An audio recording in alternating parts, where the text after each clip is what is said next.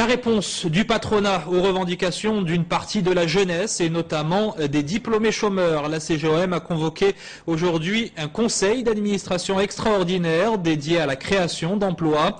La Confédération générale des entreprises du Maroc entend ainsi concrétiser au plus vite ses propositions en la matière. Encore faut-il, selon elle, que le gouvernement suive le rythme. Reportage Abdelrahim Bouhidioui et Shaib Hamadi. Le constat se présente dans sa clarté la plus simple. La lutte contre le chômage est depuis longtemps une priorité nationale absolue. Certes, des mesures ont été prises jusqu'à aujourd'hui par les pouvoirs publics et les décideurs économiques. En revanche, les réponses apportées à ce problème se sont révélées inadéquates face à l'ampleur du défi posé.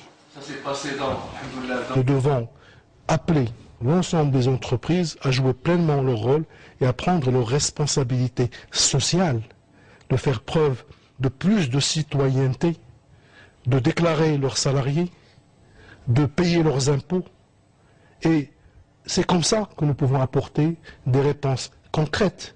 Et c'est comme ça que nous pouvons reconquérir la confiance de ces jeunes qui nous ont impressionnés agréablement et auxquels nous devons absolument répondre positivement. Au lendemain de la mise en place par le souverain des rouages du Conseil économique et social, la CGEM déclenche donc une véritable prise de conscience à l'échelle nationale. C'est parce que la croissance socio-économique est l'affaire de tous. C'est parce que aussi bien les opérateurs économiques que les responsables politiques se trouvent désormais face à leurs responsabilités. La démarche, c'est d'abord ce partenariat. Il faut lui donner un partenariat public-privé, il faut lui donner un contenu.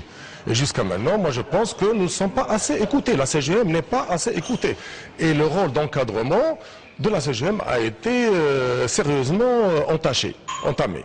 Donc là, il faudrait peut-être repenser les relations entre le partenaire économique, entre le partenaire, si vous voulez, public, qu'est le gouvernement. Gouvernement, patronat, syndicats, tous doivent s'impliquer dans une démarche de bien-être public. Priorité à la formation professionnelle et celle des esprits, garante des compétences de demain. L'objectif est de poser les jalons nécessaires au développement économique et à l'épanouissement humain.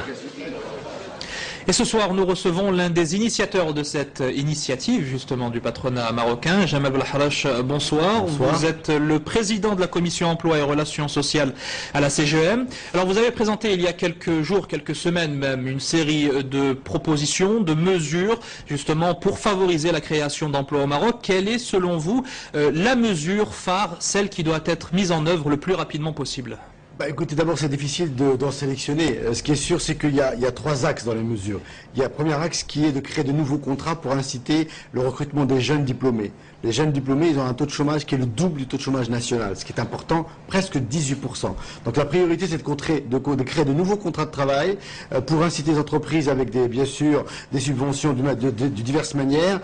Et le deuxième sujet, c'est la réforme de la formation continue, qui est un vrai sujet pour nous. Le troisième axe, c'est comment on réduit le coût du travail, parce que vous savez qu'il y a un lien entre coût du travail et création d'emplois. Et l'essentiel de ce pacte, puisque c'est un pacte national pour l'emploi, c'est de dire aujourd'hui qu'il est important que l'ensemble des acteurs assument leurs responsabilités. En tant que patronat, aujourd'hui on a assumé les nôtres, puisque ça fait 1 an qu'on travaille sur ces mesures, et aujourd'hui on demande que le gouvernement fasse de même. Alors avant de revenir justement à ce partenariat avec le gouvernement et à vos revendications aussi vis-à-vis du gouvernement, juste un peu plus de détails sur ces mesures. Je crois que ce que vous mettez en avant de manière la plus pointue, c'est le manque d'adéquation qui existe entre les offres d'emploi qu'on peut trouver dans les entreprises marocaines et la compétence qui est disponible sur le marché. Comment est-ce que vous comptez réduire ce gap qui existe à l'heure actuelle? Pour répondre directement à votre question, la première chose, c'est que les entreprises doivent s'impliquer dans l'enseignement, dans l'éducation. On n'arrête pas de le dire depuis des années, et force est de constater que les entreprises ne sont pas suffisamment impliquées dans le monde universitaire pour pouvoir impacter sur l'évolution des filières et des programmes. Ça, c'est le premier sujet. Le deuxième sujet, pour pouvoir pallier à cela, c'est, entre guillemets, de travailler aussi en amont. L'autre problème, c'est qu'on ne travaille pas assez l'orientation des jeunes lorsqu'ils choisissent une carrière, et aujourd'hui, c'est de dire que l'entreprise et l'éducation nationale doivent faire des choses ensemble pour pouvoir inciter les futurs jeunes qui vont choisir une carrière à se dire telle filière plutôt que telle filière. Et pour ça, concrètement, on demande la création d'un observatoire de l'éducation, de l'emploi, de l'employabilité et d'entrepreneurship. Ça, c'est un vrai sujet pour nous. Et ensuite, bien sûr, je reviens sur l'aspect coût du travail qui est un vrai sujet également. Et la philosophie de ce pacte, c'est de dire aujourd'hui, on ne doit plus travailler sur les charges sociales.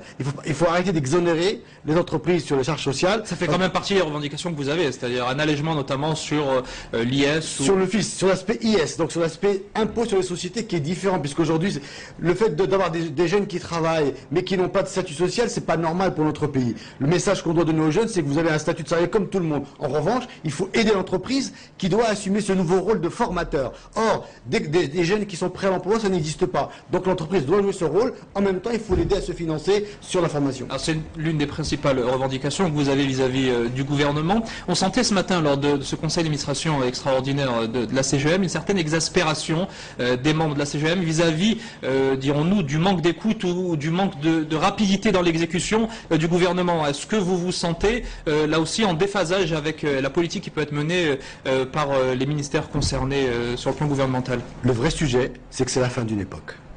Aujourd'hui, on ne peut plus entreprendre comme on l'a fait avant, et donc le rythme des réformes doit aussi s'accélérer. Notre questionnement aujourd'hui, c'est pourquoi on met autant de temps à prendre des décisions, à mettre des lois. L'exemple est très simple. L'IPE, l'indemnité de perte d'emploi, a été votée quasiment en 2004. On est en 2011, elle n'est toujours pas en place. Donc 7 ans pour mettre en place une loi, c'est beaucoup. Donc aujourd'hui, le message, étant donné que c'est la fin d'une époque, il faut que chacun assume ses responsabilités avec ce facteur temps, où le temps politique n'est pas le temps économique et le temps social, et malheureusement c'est le temps économique et le temps social qui prime sur le reste, donc chacun doit bouger. Est-ce que vous avez reçu un appel du ministre de l'Emploi? Non seulement je n'ai pas reçu d'appel du ministre de l'Emploi, mais je viens de Rabat, j'ai vu et le ministre de l'Emploi et le ministre des Affaires Générales Économiques, M. Nizar Baraka et M. Armani, avec lesquels nous avons initié un certain nombre d'actions communes. Merci beaucoup, Jamal Bahla. Je rappelle que vous êtes le président de la Commission Emploi et Relations Sociales, qui est donc l'initiatrice de cette série de mesures que vous avez mises en œuvre pour proposer le développement et la lutte contre le chômage au Maroc. Merci encore d'avoir répondu à nos questions.